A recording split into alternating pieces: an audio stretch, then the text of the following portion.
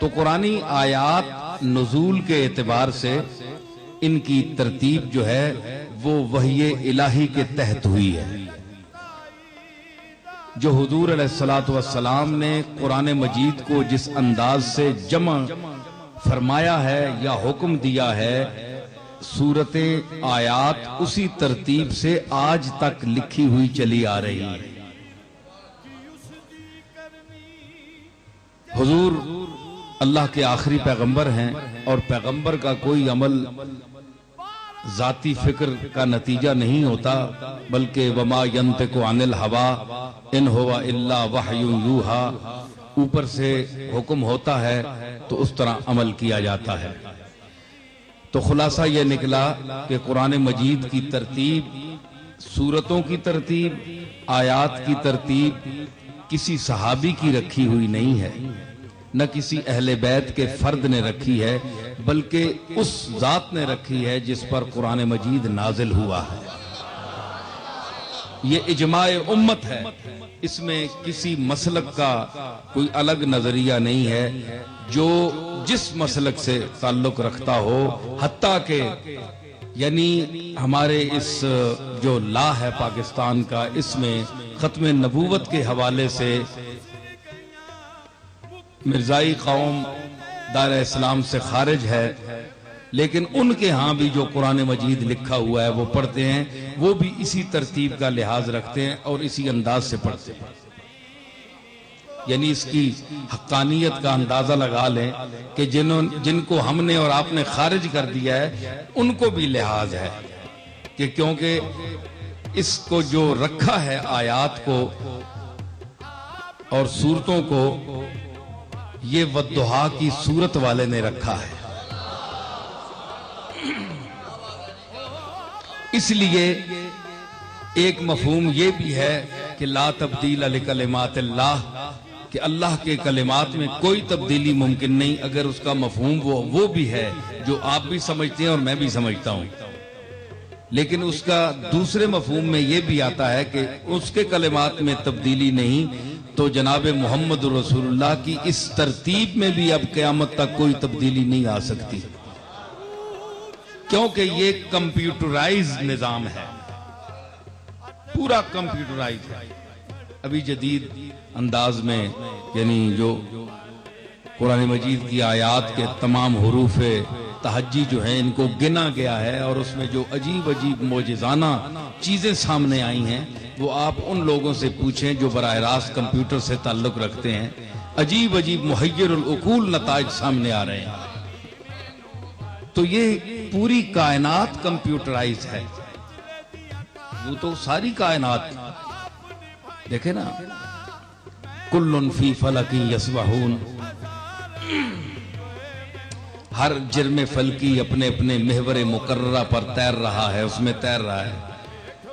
सूरज चांद को नहीं मिल सकता, चांद सूरज को नहीं मिलता, वरना ये टकराव हो जाए। तो पूरा निजाम कायनात कंप्यूटराइज है।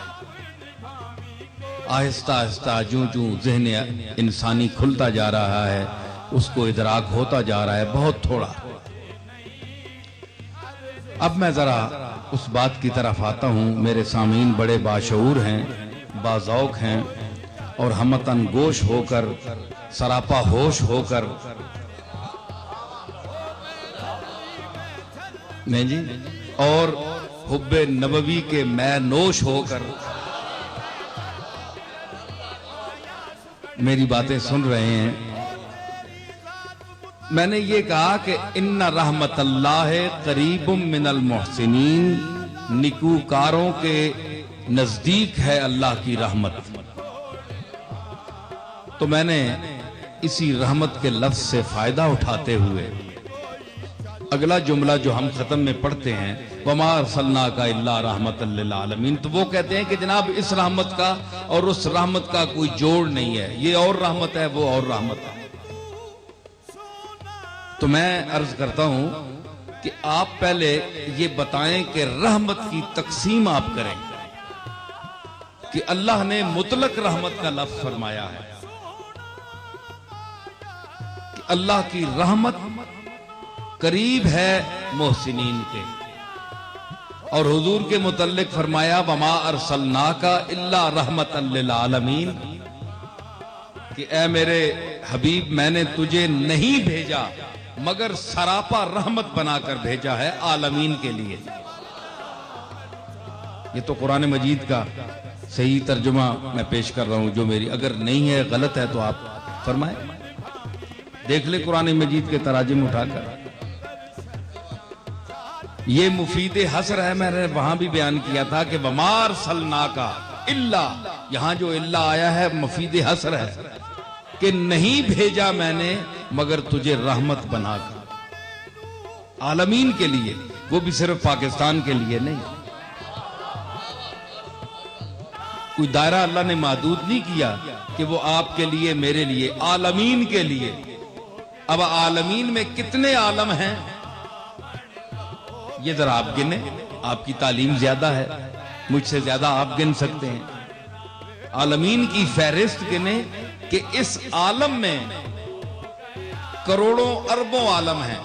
इस आलम में, जिस आलम में आप और हम सांस ले रहे हैं, इसके जो आलम हैं उनको कोई नहीं गिन सकता। तो इसके बाहर जो कुछ है, ऊपर है नीचे है, उसका तो न आपको पता है न मुझे पता है। तो अल्लाह ने फरमाया कि मैंने आलमीन के लिए, जिस तरह फरमाया अल्हम्दुलिल्लाह रब्बिल आलमीन, मैं रब्बुल आलमीन हूं। आलमीन जहां कोई मौजूद है, कोई चीज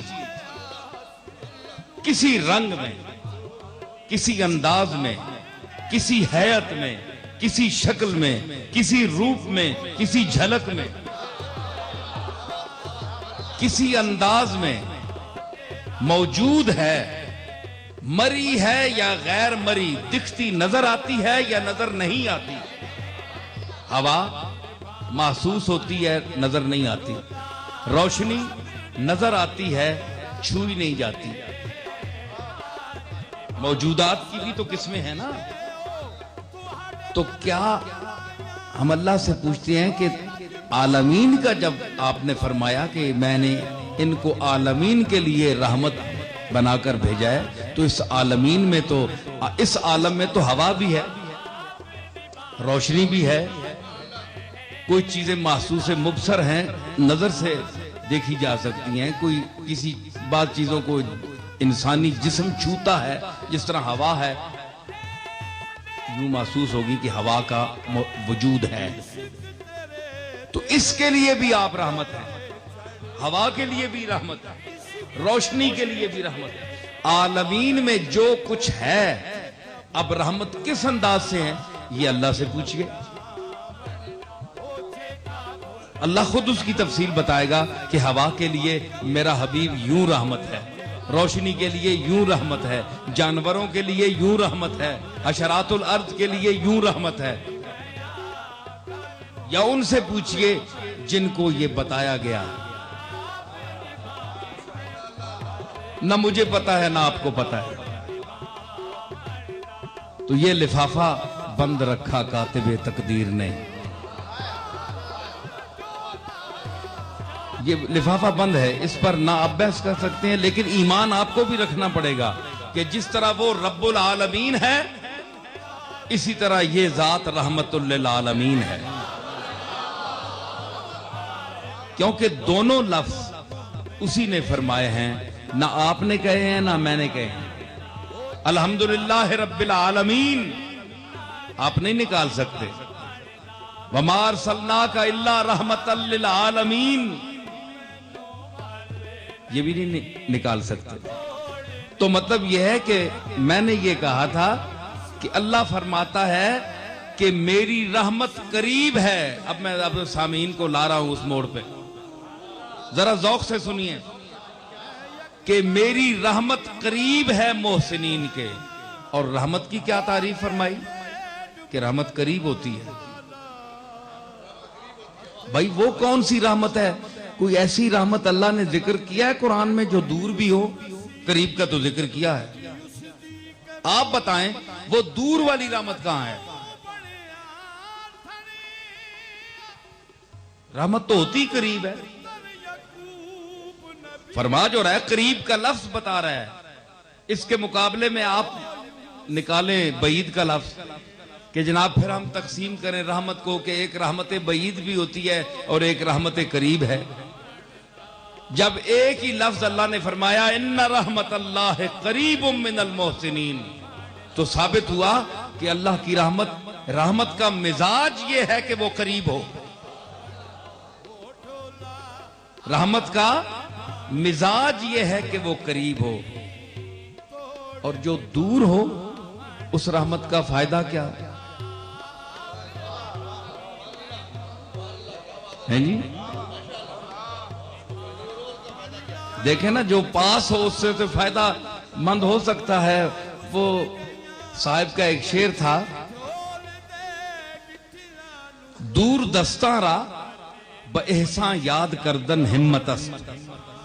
जो दूर हो ना साथी, दूर इलाके में गए हो, पास न हो, उनको कोई एहसान का या कोई भलाई का टाइम आ जाए तो उनको याद करके उन तक वो चीज पहचाना, ये कमाल है।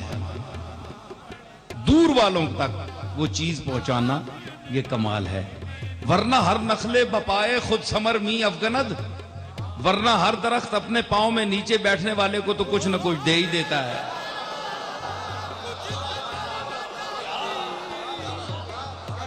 तो जो दूर हैं उनको दो। तो अल्लाह फरमाता है यहां बोध नहीं है, दूरी नहीं है। इन्ना रहमत अल्लाह करीबुम मिनल मोहसिनीन, मोहसिनीन के तो करीब हूं, तो रहमत का मिजाज अल्लाह की रहमत का क्या बना कि वो करीब है, दूर नहीं है। अच्छा आप मुझे ये बताएं कि क्या हुजूर अल्लाह की रहमत नहीं है? मैं कुरान पेश कर रहा हूं, वमार सल्ला का इल्ला रहमतल लिल आलमीन, मैंने नहीं बनाकर भेजा आपको मगर सिर्फ रहमत, निरी रहमत। तो मतलब ये निकला कि अल्लाह की रहमत एक तो करीब होती है, मोमिनों के मोहसिनीन के करीब होती है। हाँ कुफार की बात और है, उनसे दूर होगी। हम तो मोमिनीन हैं बेहम्दुलिल्लाह, हम तो आपके ईमान में भी शक नहीं करते, लेकिन अगर आप खुद हट रहे हैं तो इसके मुतालिक तो हम कुछ नहीं कह सकते। अल्लाह फरमाता है कि करीबुम मिनल मोहसिनीन, मोहसिनीन के नजदीक है। अब आदमी देख ले कि मोहसिनीन में से वो है कि नहीं। तो अल्लाह की रहमत का मिजाज क्या हुआ कि वो करीब होती है। और दूसरी आयत, वो जहां भी हो कुरान में, चाहे 10 सिपारों का फर्क हो, लेकिन फरमाया कि वमार सल्ला का इल्ला रहमतल लिल आलमीन, मैंने तुझे आलमीन के लिए रहमत बनाकर भेजा। और रहमत का मिजाज इस आयत में क्या बताया कि इन्ना रहमत अल्लाह करीबुम मिनल मोहसिनीन, कि अल्लाह की रहमत करीब होती है। तो कमली वाला आपकी रहमत है या अल्लाह की रहमत है? बोले अल्लाह की रहमत है। तो अल्लाह इस आयत में कहता है कि मेरी रहमत तो करीब है,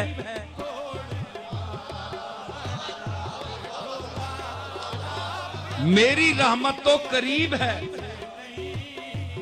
तो हुजूर को कहा कि ये रहमत है, ये सरापा रहमत है। तो क्या पता चला कि हुजूर भी मोमिनीन के कुलूब के करीब है। यही बात मैंने कही थी, यही कहा था, मेरी आंख देख सकती है, यही कहा था मैंने, यही बात तो कही थी ना वहां हसन अब्दाल में, यही कहा था मेरी आंख देख सकती है। तो मुझ पे टूट पड़ा एक शहरे नाबीना,